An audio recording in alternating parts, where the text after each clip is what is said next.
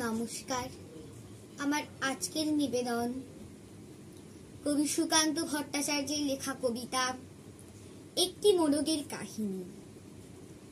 একটি মোরগ হঠাৎ আশ্রয় পেয়ে গেল বিরাট প্রাসাদের ছোট্ট এক কোণে।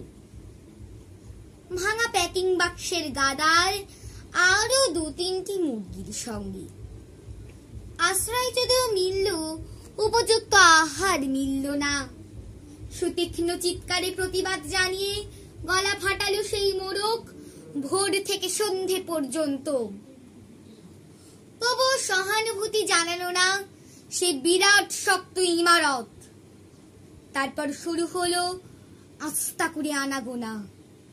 আশ্চর্য, সেখানে প্রতিদিন মিলতে লাগলো ফেলে দেওয়া ভাত, রুটির চমৎকার প্রচুর খাবার।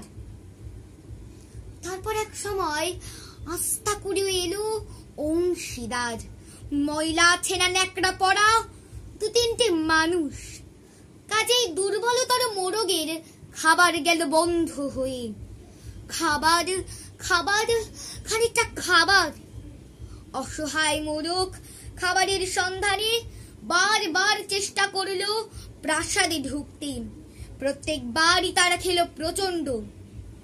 ছোট্ট মোরগ ঘাড় উঁচু করে স্বপ্ন দেখে। প্রাসাদের ভেতর রাশি রাশি খাবার।